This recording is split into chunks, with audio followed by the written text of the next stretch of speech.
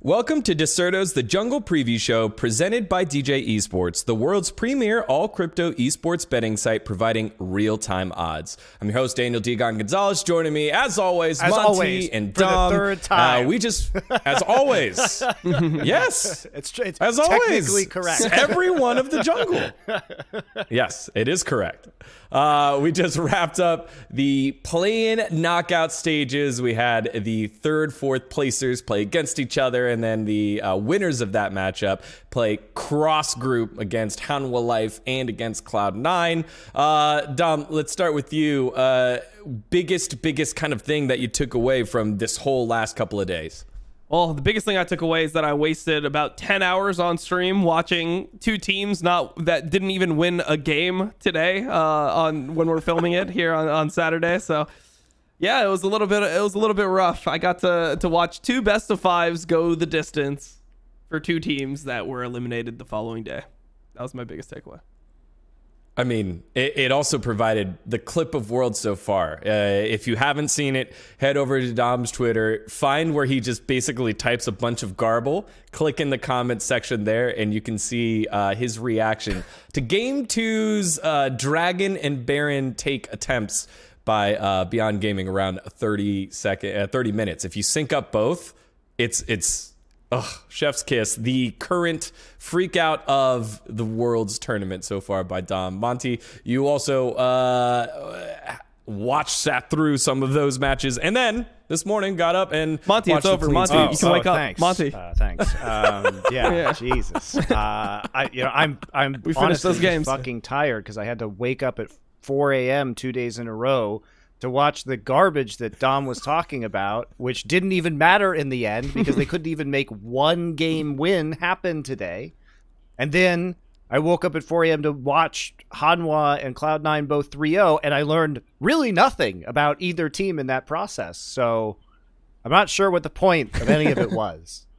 We've reached esports nihilism with these games. Well, one thing that definitely aided to that, especially in the Hanwha Life and Beyond Gaming series, was the big news that came out earlier that Maoan, for a mid laner for Beyond Gaming, was giving out information about the drafts to others for betting purposes, for gambling purposes. And obviously this led to a huge crisis before their match. Who was going to play? What was going to happen to all of Beyond? The ramifications going beyond just Beyond. So I kind of wanted to start there with you, Monty. This is one of the first times we've seen this in League of Legends at the world stage, at a huge stage. There's obviously been a couple times in the past that's happened, right, that we know of. There's a couple times that's happened in the past in the Korea and the LCK and OGN, but I kind of want to get your thoughts on this. If there was going to be a player who was going to do betting match fixing shenanigans, I would have expected it based on history to be Zergsting, because as you know, in Brood War, it's mostly the Zerg players who are doing that. Also StarCraft 2 with Life. So I would have suspected him first off, just based on the name. But no, it was Maoan, and I don't know how many times I can fucking go through this in my life, guys. Like every single game. The thing that's so baffling about this is that I thought this wouldn't happen anymore because at a certain point players are getting paid enough that it's not worth the risk, right? It usually only happened when players were kind of paid less, so they were more incentivized financially to kind of enter. And this one, to be fair, was not super egregious compared to examples in the past. So for those of you who missed it, allegedly he was giving away their picks and like their strategies, which is different than literally throwing a game, which is what has happened many times in the past across various different esports. So it's less bad, I would say. However, the intent was still there in order to kind of allow people to predict from the games. So, I mean, it's really disappointing, and probably I would assume this is going to lead to some sort of permanent ban of this player, which is a bummer. And like, I just feel bad for his teammates, and I feel bad for Doggo, who had to drag his team's corpse across the finish line to even get to this point, and then was robbed of any real opportunity to make it into the main event because of this, and because they had to use a top lane sub as part of their roster. So, sucks. What can you say? Yeah. The official ruling here from LoL Esports from Director of Operations Tom Martell: during the 2021 World Championship, Maoan violated Rule 9.3 of the 2021 World Championship rule set, which prohibits association with gambling. Competitive integrity is the foundation of our sport, and we take all violations of our rule set extremely seriously. 2 LOIs.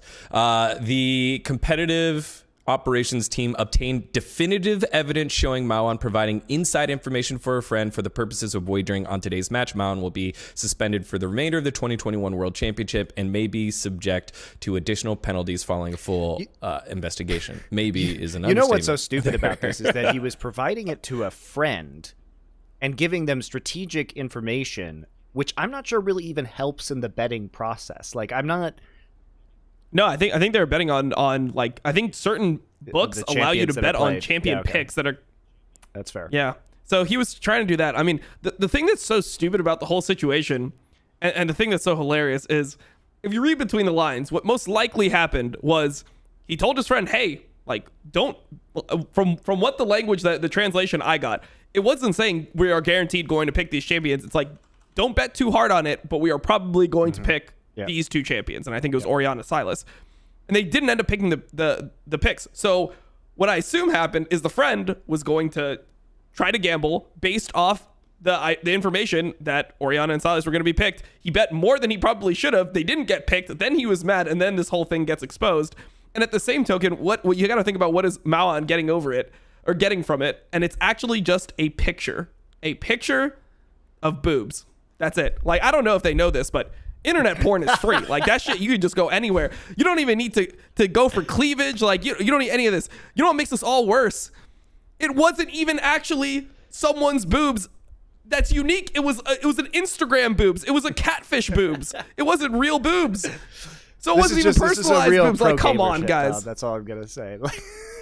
This is crazy. I thought the craziest gamer thing that I heard was yesterday, hearing that Tomo had been washing his clothes with dishwasher detergent for the last 6 months. I thought that was the most gamer shit I was gonna hear, until I saw that somebody was giving picks to get catfish boobs at the World Championship, and then he was ruining the whole game for his team just by getting banned. Like, that's just too insane. I can't imagine that being worth it in any world. So yeah, I mean, it was something special. I mean, I feel like this is something that people are going to need to do. They do a presentation. Hey guys, don't sell our picks for boobs.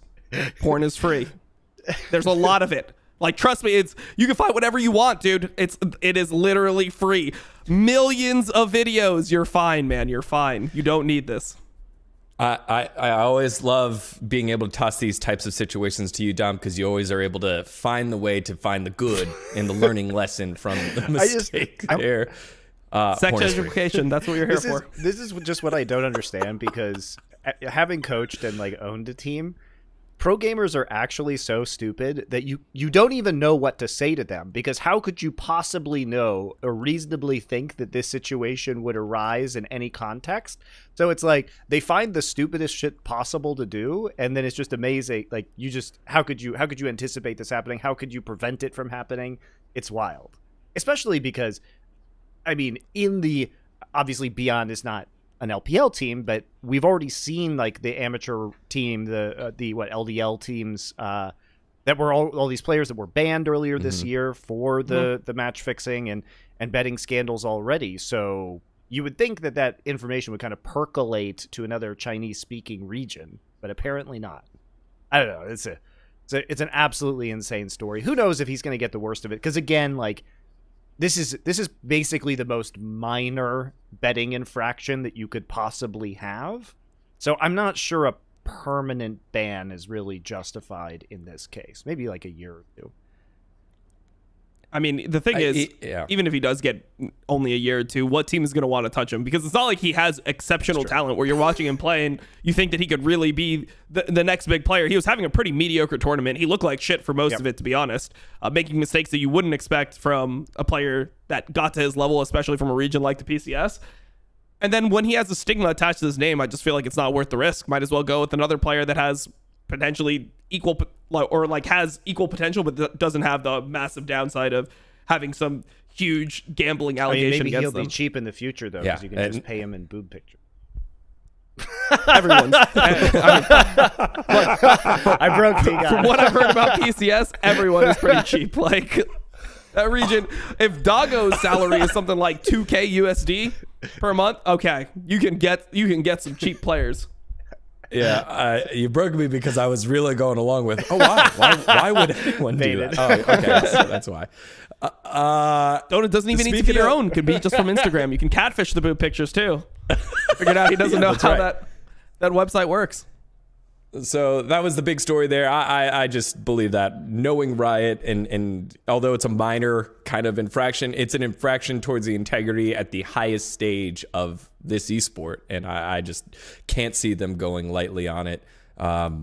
And again, just it's even more embarrassing if that's what he was trading it for. So unfortunate happenings for the rest of Beyond Gaming, for Doggo, for fans of this squad.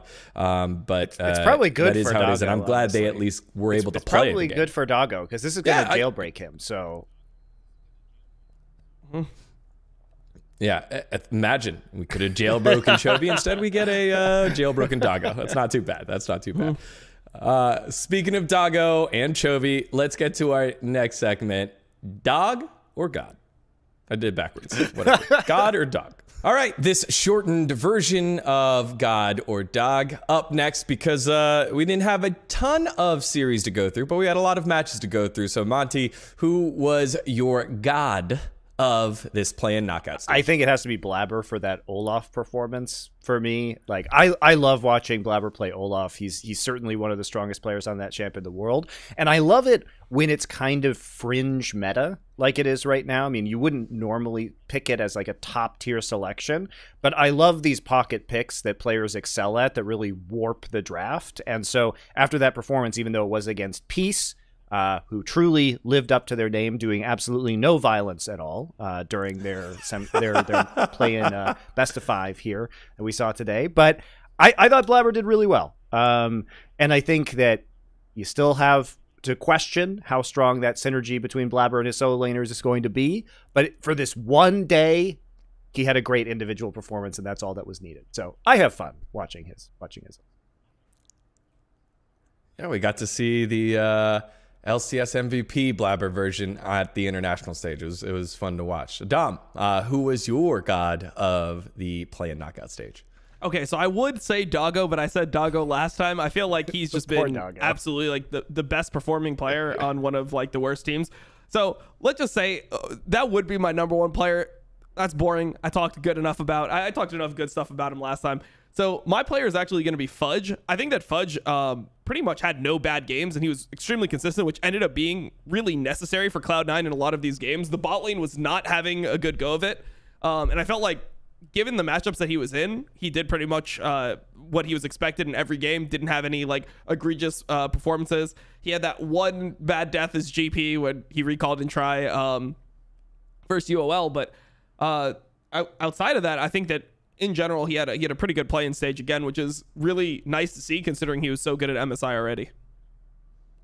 All right. My God for this one is it's not a player, or I guess former player. If you head on over to his Twitter, you'll see why. It's Juves, the Oceanic player, now caster / analyst over there. He puts out the best hype videos for whatever Osh team has made it to the international event. He did not let us down this year with Peace making it on over. If you haven't seen it, go watch it. He made like, I think 3 or 4 within this whole play-in stage that Piece was a part of, including being the ambassador of Osh Esports against NA. It was pretty good. It was pretty good. So make sure to head on over to Juves' Twitter and take a look at those.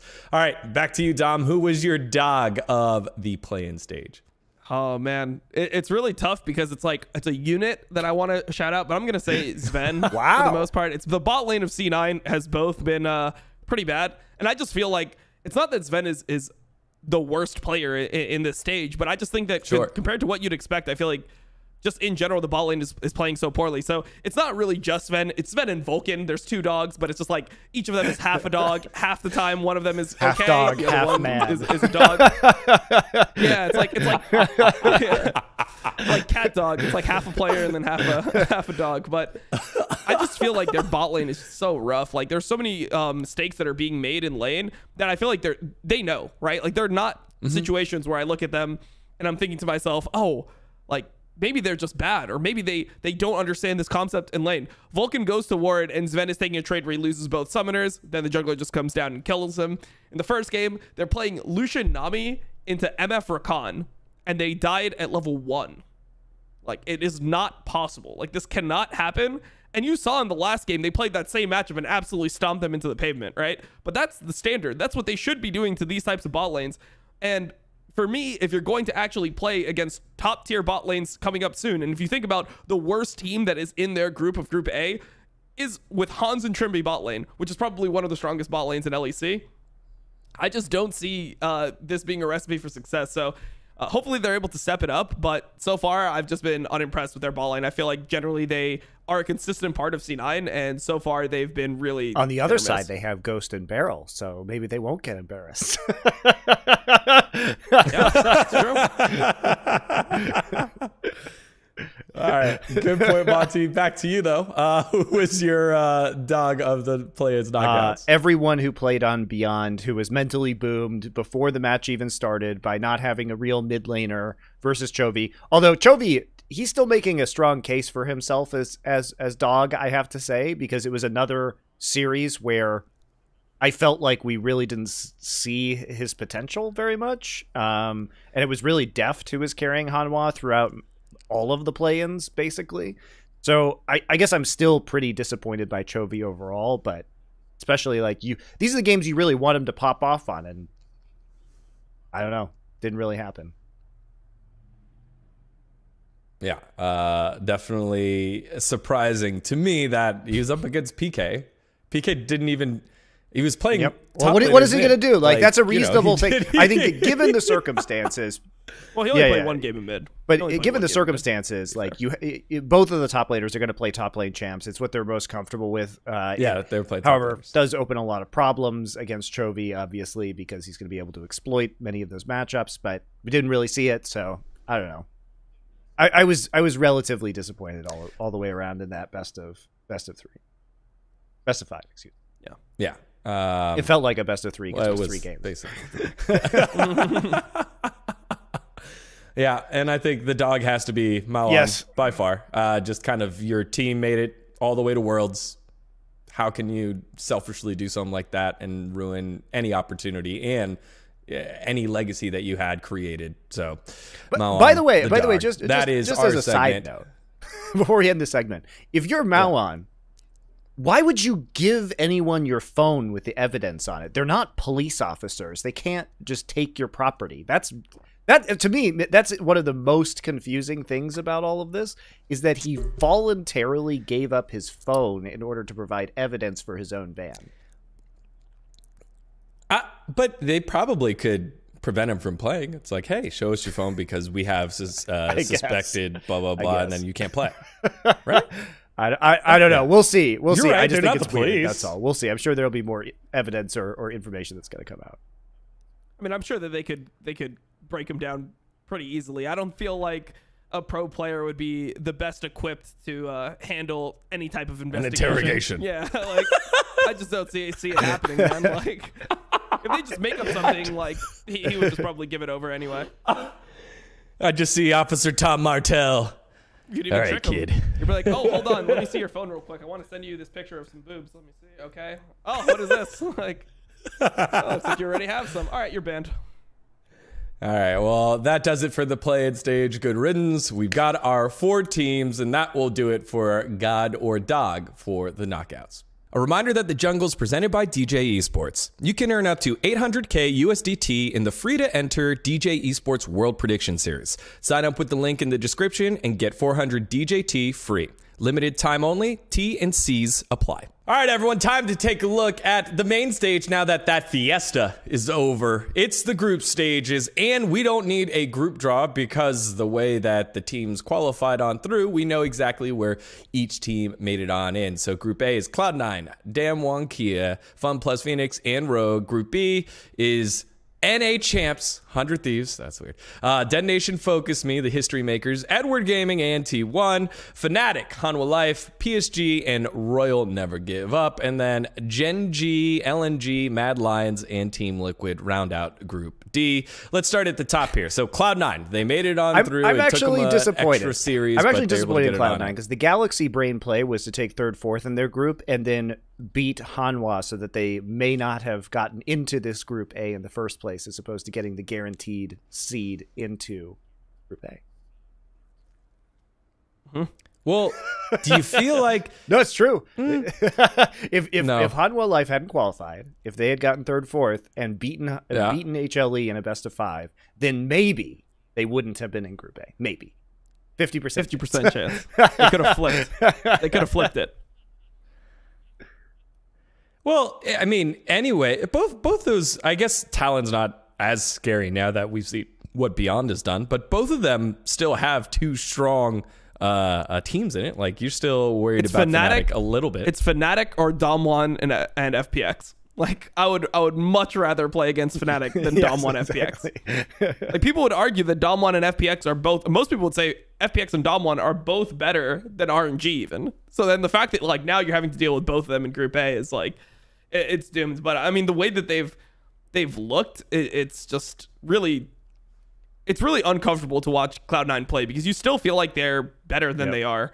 I don't actually think that they can be even that happy with their games. I mean, Perkz even tweeted out how cringe the first game is. I mean, I feel like if you play a best of 5, you win 3-0 in like 2 hours and you're still feeling like one of the games is cringe, it's probably not the best just the best look for your team going forward. So they have problems that obviously are apparent. And I just think that the fact that C9 always has this problem when they go internationally and random players will just underperform. Last time at MSI, it was Blabber underperforming. Now it looks like it's Vulcan and Sven underperforming at times. It just feels like they never show up and actually play at their best.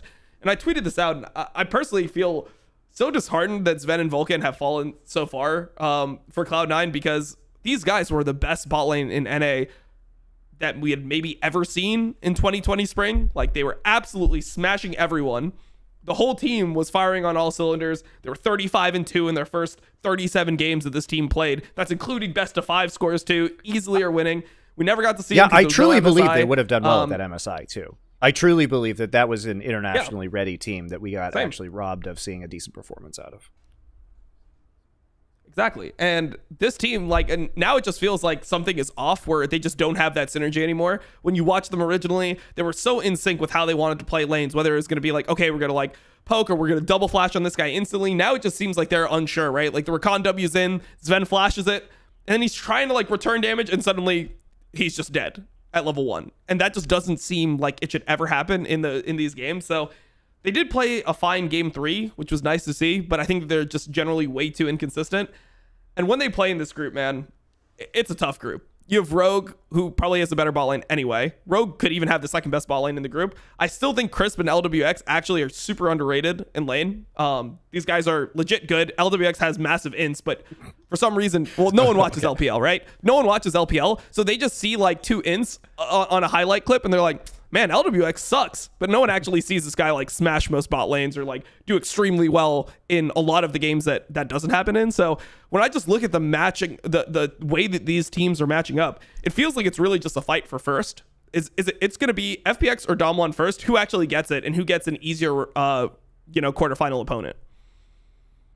I also where does Cloud9 match up well? So let me talk more generally about groups as well, because I feel like people always have very extreme reactions regarding predicting groups. Like, so first off, I think on the whole, if I look at these groups, these are all very like competitive groups, which is maybe the first time that I've thought that about Worlds in, I don't know, ever, maybe in a long time.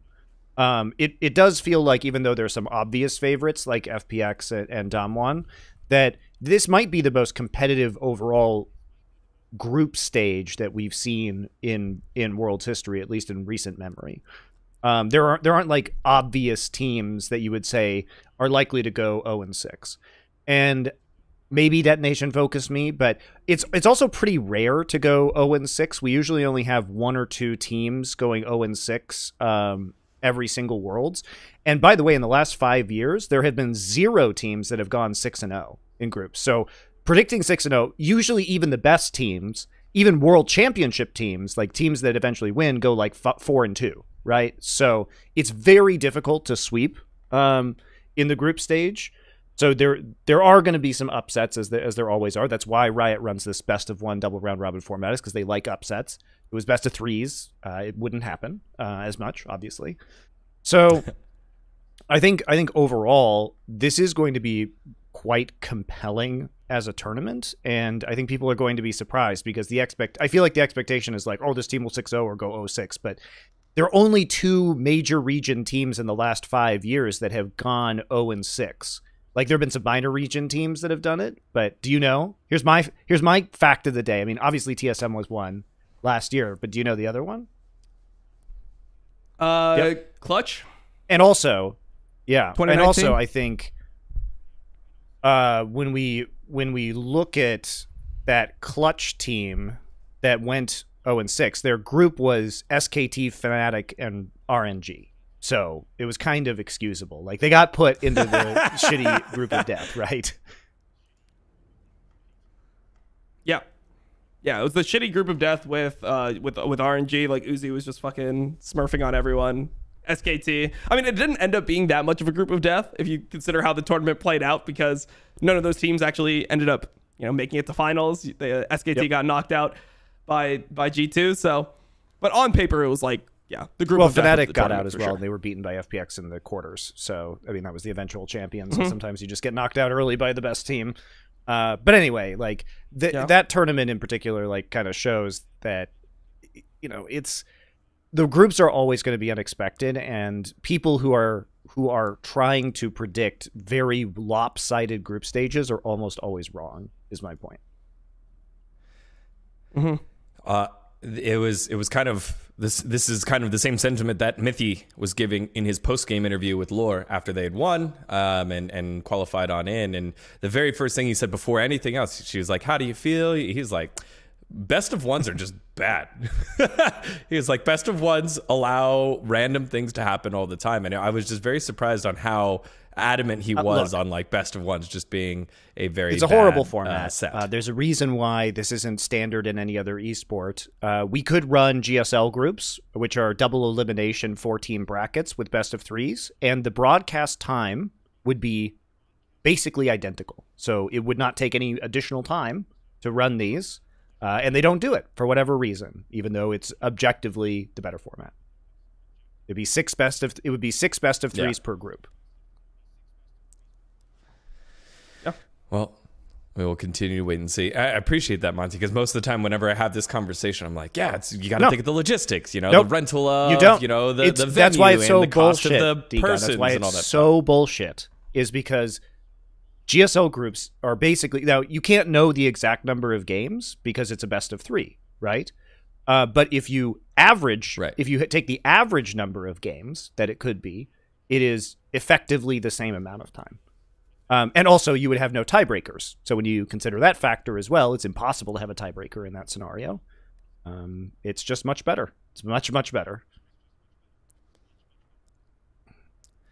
Yeah, we spent a lot of time here in Group A. Let's take a look at some of the other groups. Here is Group B: 100 Thieves, DetonatioN FocusMe, EDG, and T1. Only got to see DetonatioN FocusMe perform out of this one, and I think all of us agree, overperformance, like maybe reaching almost the max of their potential, but now they're going up against veteran squads and in EDG, T1, and then 100 Thieves with Someday, who's been there for such a long time, been grinding away, and the rest of 100 100 Thieves, who are the best in NA. What do we think and feeling about Group B here, Monty? I think DetonatioN, as I said on our last show, can take a game. I think they'll surprise somebody. The obvious favorites to make it out. I think it's hard to call between T1 and 100 Thieves, because 100 Thieves obviously showed a lot of growth before they had their playoff run, which I think surprised a lot of people because they had a kind of middling center of the split in summer. And I'm just not bullish on T1 at all, given their playoffs and gauntlet performances. I thought they were pretty underwhelming. So I'd say EDG is certainly a favorite for the World Championship. If not the favorite, I don't know. I still really like FPX, but even though they lost the finals to EDG. But I think that it might be a toss-up between 100 Thieves and T1. I still say I'd take EDG and T1 overall, though. Yeah, absolutely. I mean, when you look at this group, DetonatioN, FocusMe, they should go 0-6. Like, that is just what should happen. If they don't go 0-6, that's such a massive accomplishment. I mean, you got to remember, this is the NA first seed. This is the NA first seed in this group, and T1 was, for most people's money, the second best team, right? NA first seed went like, 0-6 they last just ended year. up. That's all I'm going to say. Yeah, the NA first seed last year didn't have a wild card team in the group. So, like, well, they may have been the wild card team. The wild card was inside them. yeah, all the facts you're bringing up right now, Dom, are stressing me out about like the cutback video. Like, at this point, like I had all the copium at times. I felt bad. At this point, I'm just gonna detach emotionally and just say what should happen. If the NA team does not 2-0 DetonatioN FocusMe in this group and doesn't get at least third, it's just gonna be a fucking tragedy. It might be 4 fourth places in fucking group stage. So, look, 100 Thieves, you got to be able to win 2 games against DetonatioN FocusMe. You can even lose 0-4 to EDG and T1, and people won't even care that much. Like, that should probably occur as well. And then we can just talk about how, man, you know what? It's not that NA has gotten worse. It's that the format changed, so now there's that extra LPL and that extra LCK team at Worlds that used to not be here. And that is the reason why we can't get out. But honestly, like, you know, we just have a new hurdle to climb, and we can just get better and improve, and eventually we'll be able to get out as well. So, yeah, I want to see the Copium I will come say out. that there aren't any of the major red flags that surround 100 Thieves in the same way as TSM last year, because you do have to consider the difference between number 1 seeds, which is that 100 Thieves looked shaky, came into playoffs, just smacked people around, you know, won playoffs relatively convincingly, and went out as the first seed, right? So to me, the difference is TSM last year was like in the losers bracket, barely winning in game 5s. They were winning with strats like the fucking zillion that you just knew were going to get smashed at Worlds by actual good teams. And I don't see that same trend here for 100 Thieves. So I at least have more confidence in them as a first seed from NA than I did at TSM last year. Now, I wouldn't have predicted TSM to go 0-6 last year. That was just coincidentally hilarious. But I think 100 Thieves at least has a fighting shot. I don't think they'll make it, but maybe if we get an upset from DetonatioN FocusMe on a different team, they might be able to play in a tiebreaker match and then lose that. Yeah, I could see that. I mean, the thing about 100 Thieves that gives you hope is just their early game, right? The fact that they're also a team that played best of ones pretty well in North America. I mean, they're a snowball team. They can get ahead, and they can actually, like, pop off hard enough in lane where their macro flaws don't even actually have to show themselves. They did the same thing versus TL in finals, where they just stomped early game, and they have players that are mechanically good enough to do that. Like, I believe in Closer as a player. I think FBI is a really good player. I don't think they have anyone that's necessarily a weak link outside of Someday. And if you watch like this tournament so far, a lot of the times, like, you can stonewall top lane if you choose to. It really just depends on what your style is. So the way I see it is, 100 Thieves does have the best chance of getting out of all the NA teams, and it's really just up to, like, can they get one really, really good early game versus T1 or something, and then can T1 choke a game versus, like, DetonatioN FocusMe or something like that. I think EDG gets out first. All right, there you have it. Group B lined up and locked for. By the way, we did make predictions in Group A, but we think it's on FPX Monday. and Dom on spoilers. Okay, let's move on. Oh, we didn't even say it, but that was implied. Yeah. All right. Yeah. All right.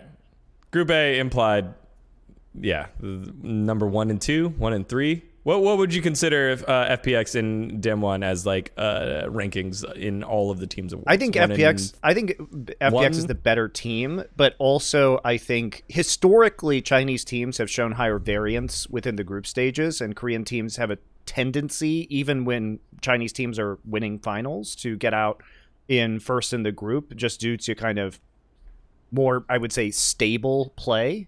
And so it wouldn't surprise me if Dom1 was number 1 and FPX was number 2, but FPX still won Worlds. Like, that would not be a shock to me whatsoever.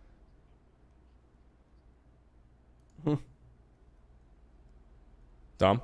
Yeah, I think FPX is definitely better than Dom1, but maybe not in a best of one. They might split and then play a tiebreaker or something like that.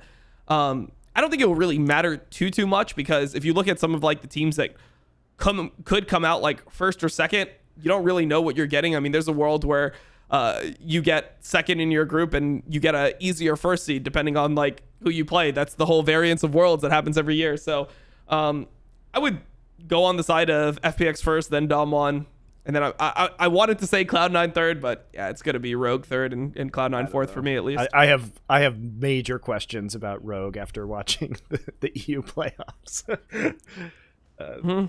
Yeah, I have major questions about Cloud9 when they were playing against wild teams. Let's just put it this way: neither Rogue nor Cloud9 are coming in at their strongest. Both kind of ending their pre-Worlds main stage events with relatively low performances. Well, Western fans, you're not getting your Copium from Group A and Group B, but maybe we could sell you a Fnatic here in Group C. Fnatic, Hanwha Life, PSG Talon, and Royal Never Give Up. Dom, we'll go to you first here. What do you see happening here in this group, and who are some of the standouts?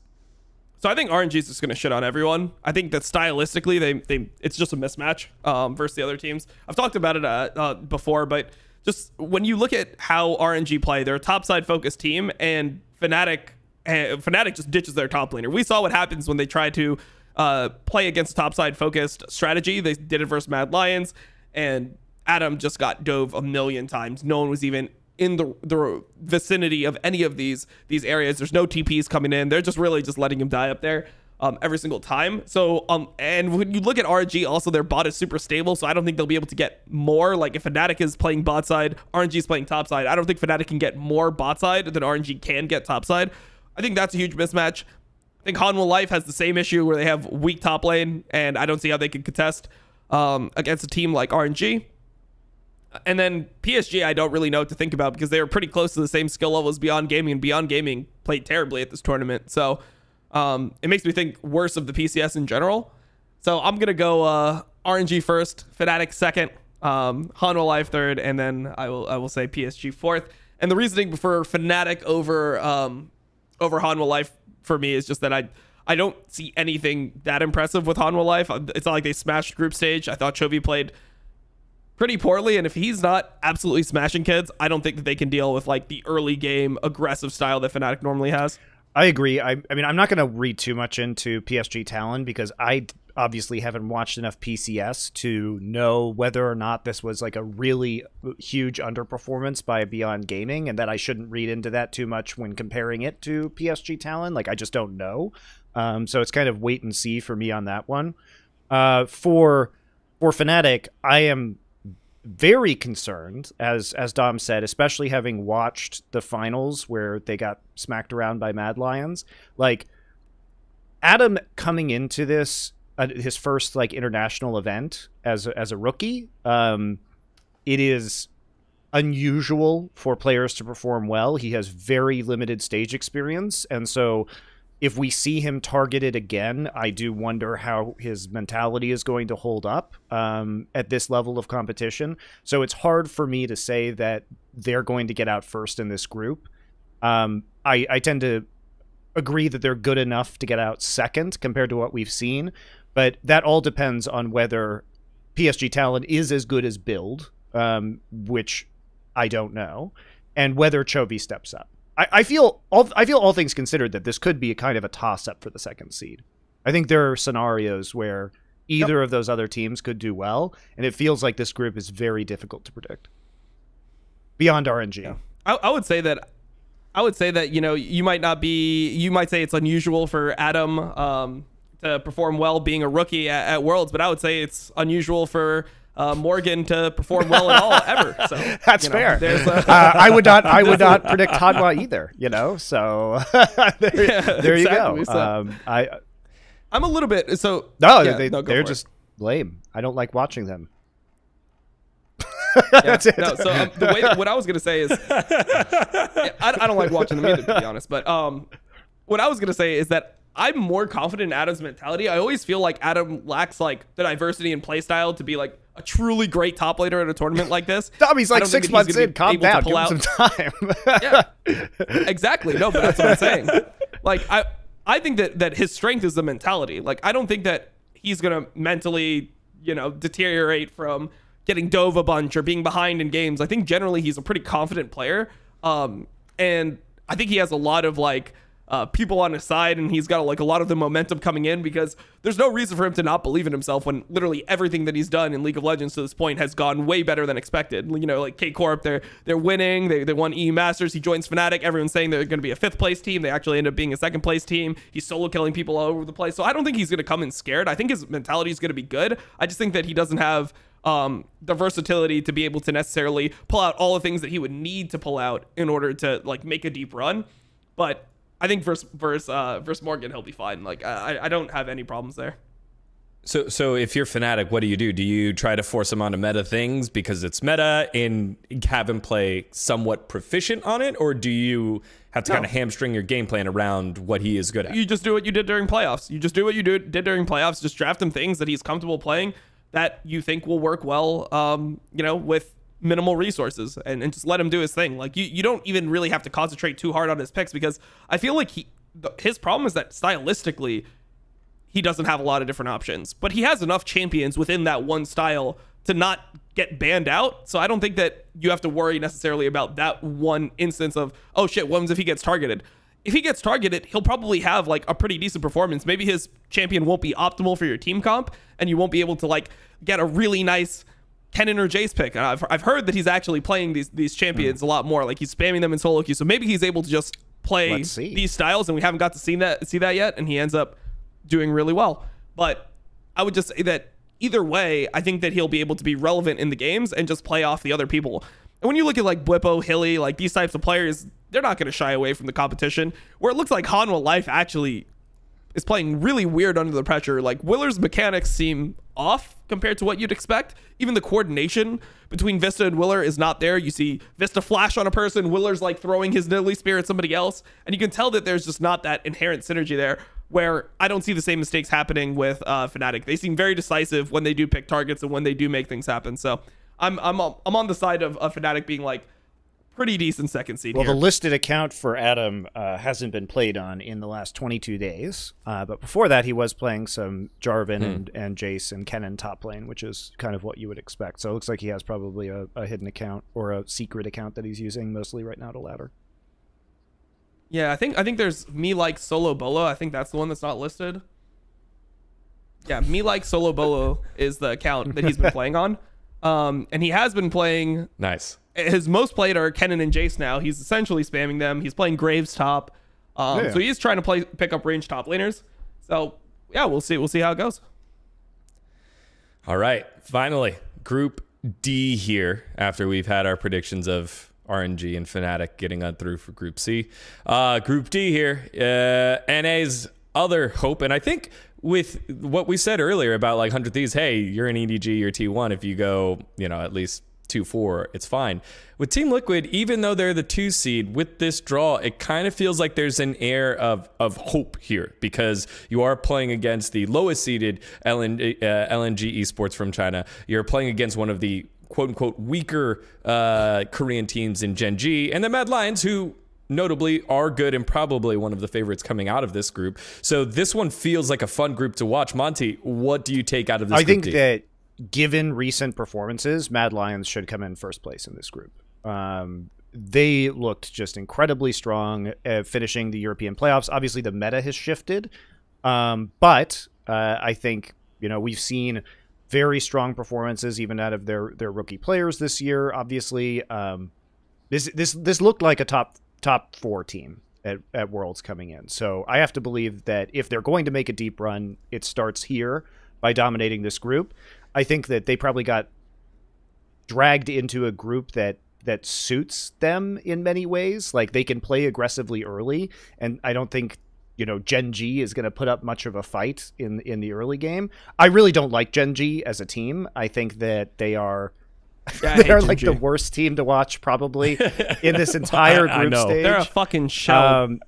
Yeah, they have no heart. I agree with that. I agree with all that. I think that they are so boring, so rote.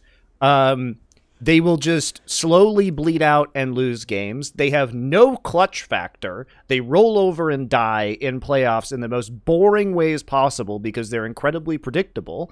And I think that any team in this group can take advantage of that. So I think LNG, I know Dom was not so hot on them in the play-ins, but it felt like they were just a cat playing with a mouse, more or less. So I'm not really reading into that too much.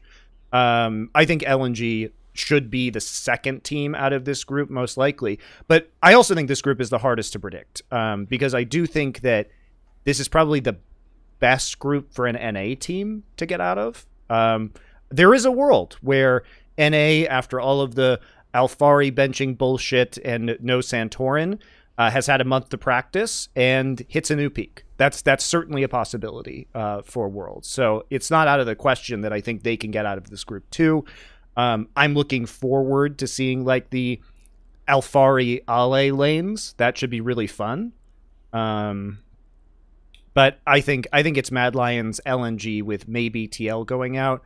If teams can't beat Gen.G, like the last thing I want at Worlds is to watch a Gen.G best of 5 in quarterfinals, because I just, please no, please kill Gen.G now. Imagine if we get, think about this, think about the horror show that we could get just like last year. If we get a Korean team like Gen.G versus Dongwon in a quarterfinal, like holy shit, that's just pain.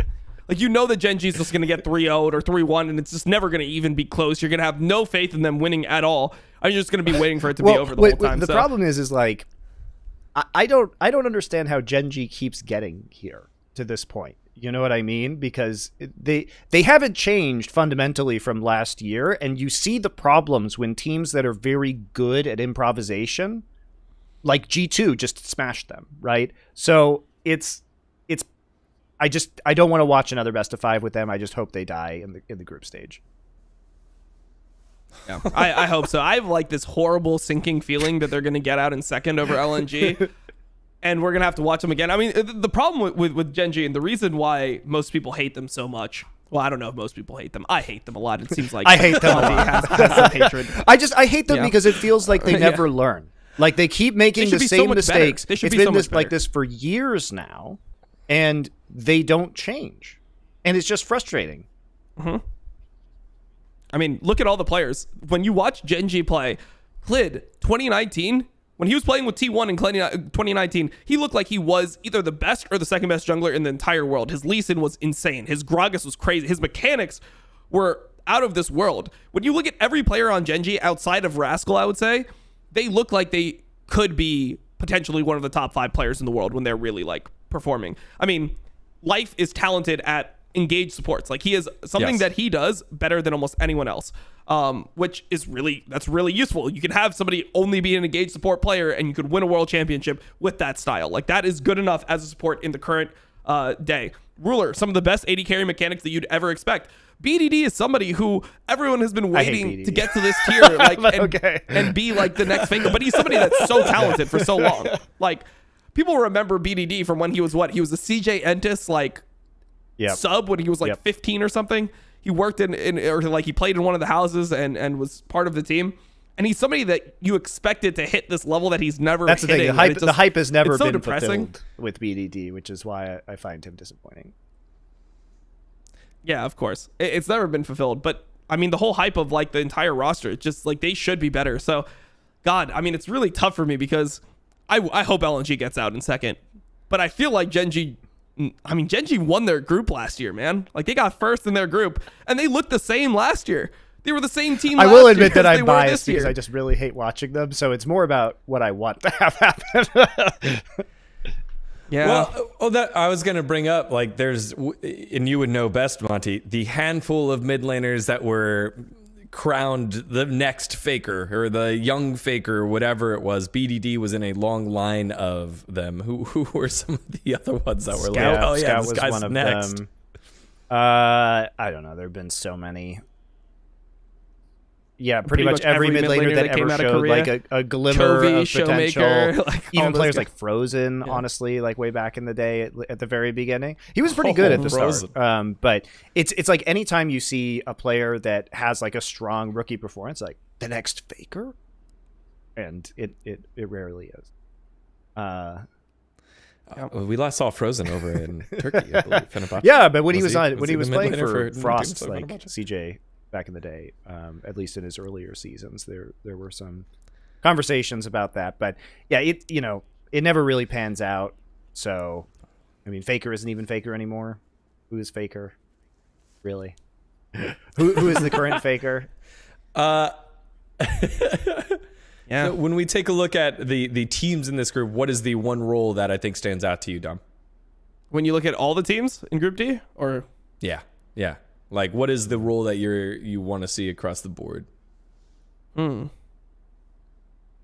the thing Right, about that. I mean, for example, like Team Liquid, like I want to see Alfari up on the world stage, against top tier opponents, but I don't know if all top laners are what I want to the problem watch with this group right is now. that I feel like this group has strengths.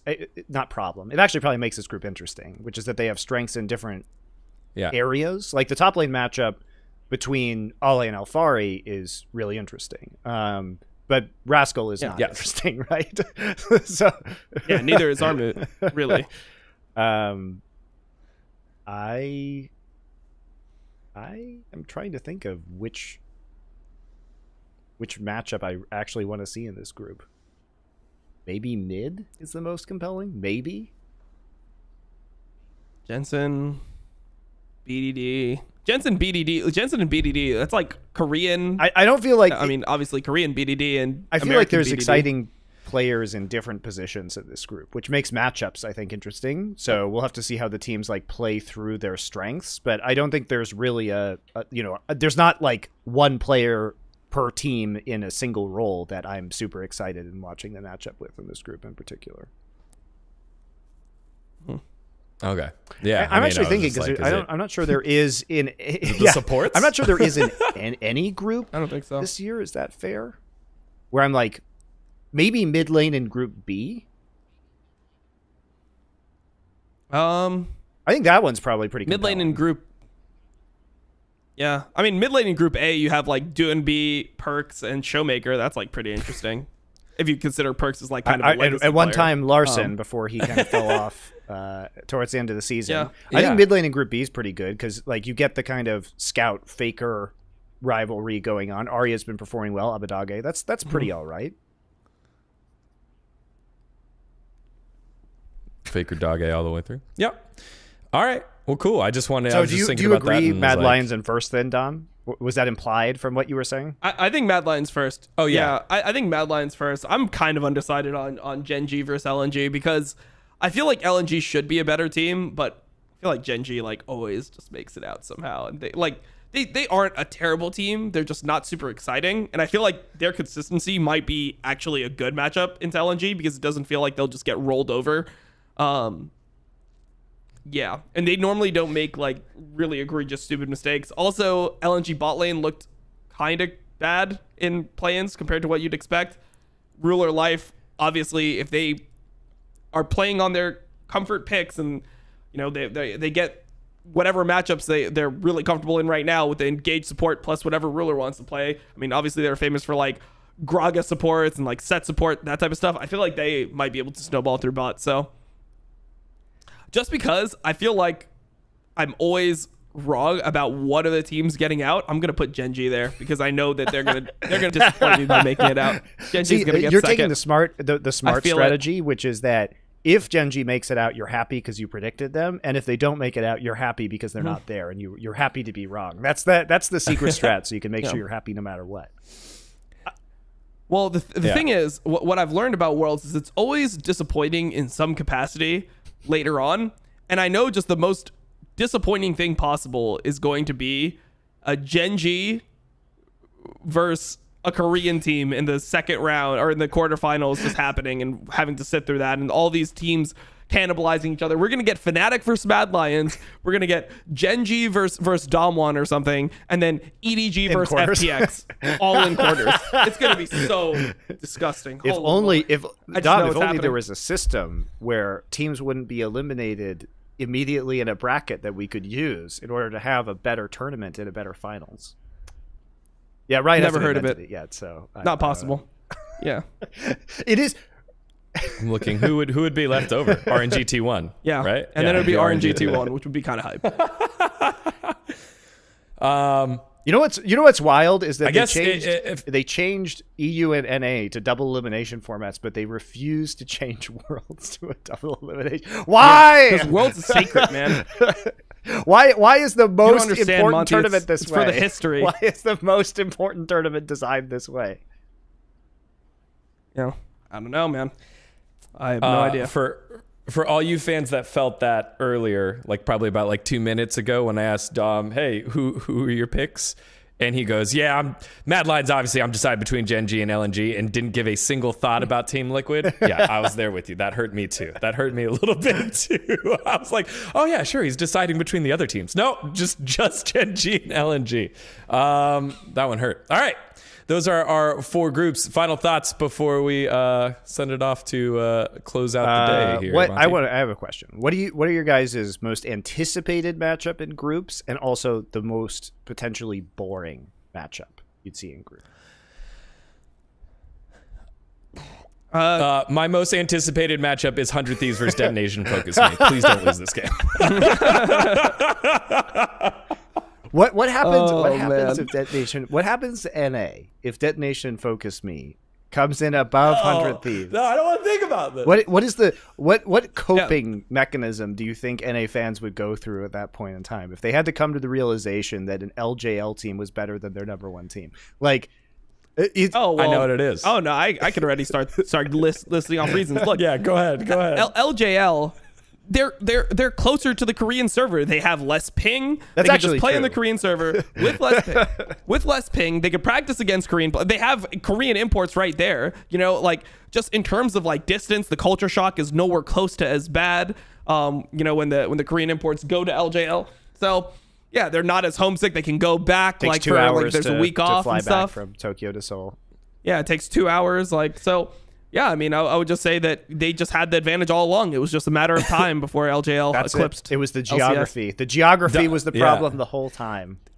Yep, it's a map gap. These are very valid reasons and excuses and outcomes. These are all valid, Dom, but they're not the worst one. The worst one is, well, TSM wasn't at World, so maybe I'll be a TSM fan for 2022. There it is. Yeah. Perkz is coming back, baby. We're going to sign Doggo. Yeah. Perkz had never lost to an LPL or to an LJL team, so, who knows? Who knows what could happen? That's the one. That's the one. I love it. All right. So do you have... Is it depressing to anyone else that we have like started coming up for excuses as to why NA losing to LJL is okay in group stage before it even happened? Dude, this is the best. This is my favorite part of Worlds, is just watching NA fans mental boom and then still have hope. Like I don't understand how a decade in they can still have hope. Like how it's the resilience of the American spirit that's inspiring. You know what I mean?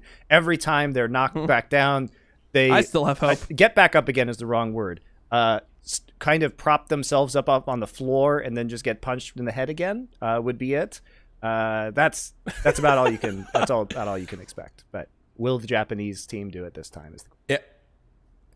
I love my NA team comprised of an Aussie, a Croatian, a Danish, and a Spanish coach and a Korean coach. Hey, Thieves doesn't even have NA players. I mean, I love my NA team. Yeah, I love my NA team of we got an Australian bot laner. We end up with a Korean support, a Korean top laner, a Turkish jungler, and a German mid laner. Let's go. Yeah, there we have it. What is your most anticipated matchup here, Monty? I'm trying to no. Yeah, It's like, no, I was thinking about it because like the obvious one is like FPX Damwon, but I'm actually not FPX not Damwon, super in. I'm trying to think of what me as a person, which match would be unique to me in terms of like perverse joy to watch. I'm telling you what match I want to watch. I want to watch Mad Lions just put Gen.G in the dumpster. I think that's what I want to see. I think that's my most anticipated. I'm gonna say LNG Gen.G because I feel like that'd be really interesting for the tournament. You know, like I think that's gonna matter a ton. Assuming the Mad Lions is the 1 seed in this group, I feel like that matchup is gonna determine who gets out and who doesn't. And either of those teams getting out, I think that they will have a chance in quarterfinals, provided they actually get a decent matchup. So yeah, I'd say that LNG Gen.G is my match to watch. That's the one. Either that or Fnatic versus Hanwha Life, because I feel like most people expect Fnatic to win because Hanwha Life looks shaky, but you never know. You never know when a Korean team just I'm kind of into seeing the Niski Chovy matchup. That's kind of fun. Yeah. Yeah, that to me is one where I think the matchup that you want to see will actually play out. I think with T1 and EDG, like I want to see Faker Scout, but I don't know if their play is necessarily going to dictate the outcome of the game. Right? So, yeah. So that will probably be my one that I don't want to watch. Same group actually. I'm actually watching the 2 other teams with most and honestly, perversely, I snoozer? really am looking forward to Rogue Cloud9 also, because I feel like that's where you get to see all of the English speaking fans just in like a monkey knife fight with each other. So I just live for the tweets and Reddit comments on that one where they're going after each other. Whoever wins, they'll be shitting on the other person while both of them just quietly exit worlds underneath Hanwha and Fun Plus Phoenix. And it's just like fighting for control of the dumpster. So those always amuse me. I mean, yeah, I know, but the thing is, like, there's no winning for either side, right? Because if Rogue loses, Rogue fans could just be like, oh, yeah, well, they always choked, like, of course they choked. And then if they win, NA fans will be like, or the same people could just discredit Rogue by being like, oh, they only won because there's no pressure on them. If C9 end up losing to Rogue, then it doesn't matter anyway. Like, neither of these teams got out, so why do you even care about beating our 3rd seed, And then if C9 wins, then you just say the same thing in reverse, where it's like, matchup didn't matter. Like, no matter what, they're guaranteed 3rd, 4th anyway. Yeah. Oh, you took all of our players anyways. Yeah. We've had these conversations for years, and we keep coming back for them. So great. All right. That is our preview of the group stage. Time for one little factoid called dGon's Fact of the Week, even though we gave one earlier this week. All right. We predicted a Korean team to not make it out of Worlds, which would be the group stage, that is. It would be Hanwha Life is the one that we definitely predicted not making it out, and then we're kind of like half season on Gen.G. 2018. That's what the answer is to the riddle. The factoid. The factoid is how many teams have not made it out? From Korea, it's 1, and it's Gen.G 2018. There you go. Boom. Done. Nope. It was also Samsung White in 2013. 13. When Dade fucked everything. There it is.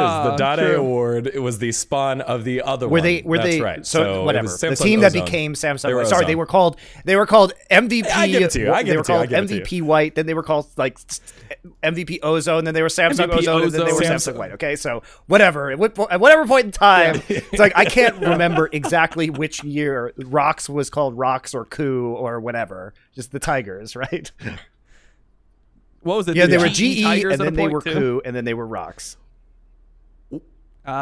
Do you know what those companies were? What was GE? It was not General Electric. It was. I was just wondering. right. I was just wondering.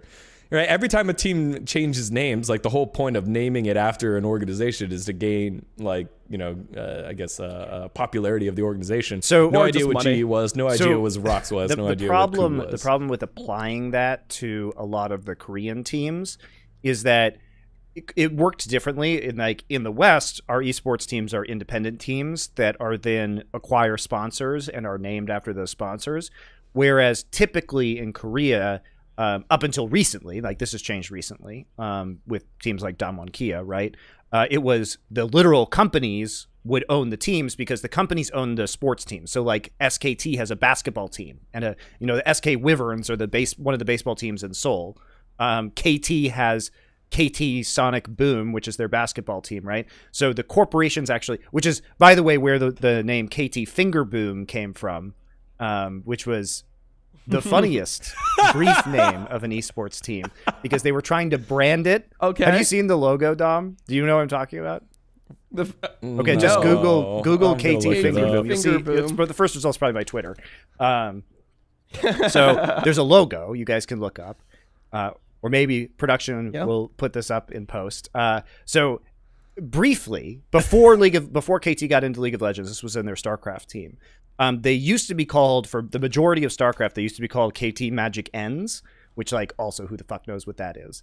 And then they briefly rebranded to KT Finger Boom because their basketball team was the KT Sonic Boom. So they were trying to go for some brand alignment, but then everybody said this is the most hilarious thing ever if you understand English and sexual metaphor. And so they changed to KT Rollster, which was the word roller and coaster smashed together into one word for no reason, which is why their logo used to be the roller coaster track, which is still stupid. But KT, anyway, KT...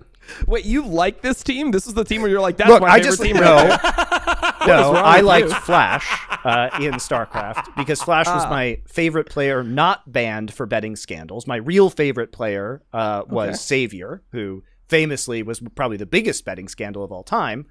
He was on CJ Antis back in the day. And then I liked the KT Bullets back in like 2012, 2013 because they were highly like tactical, like strategic team.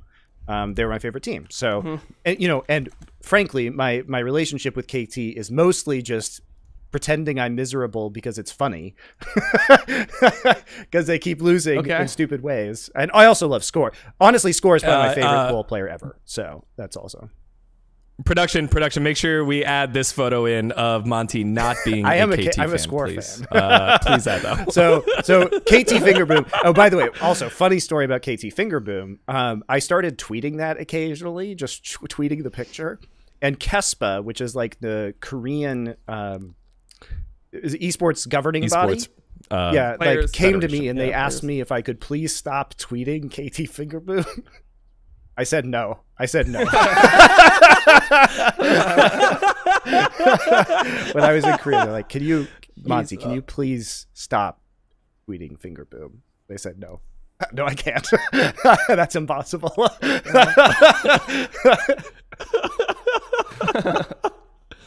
So there you go. There's your esports history lesson with Monty about how teams change their names and how sponsors work in Korea. So anyway, this is all to say that ROX was the Tigers were an independent team, and I don't know what any of those sponsors were. They're not major Korean brands or anything. I mean, the reason they told me when I asked why they were called the ROX Tigers, they said that they decided that on the name ROX because all of their players were like very emotionally close together and they were strong like a pile of rocks. That's literally what they told me. Like a pile, but do they know that like you can just like tip over like a pile of rocks is indeed not that strong? Like you can just like tip it over. Like... I think we saw that. I think the metaphor holds if you consider it that way, given their competitive success. Okay. Because I would say in high pressure situations, they frequently did tip over when you thought they would win. They became the Rolling Rocks. Anyway, that was the journey that was dGon's. It got weird. We got the finger by boom, Maoan. But there you go. Yeah. That is what the segment is for, to get to finger boom. All right, everyone, that's going to do it here for the third episode of The Jungle. We appreciate all of you watching and liking our tweets and being ready, subscribing here to Deserto. We appreciate you guys, and we'll catch you after the first round of the main stage.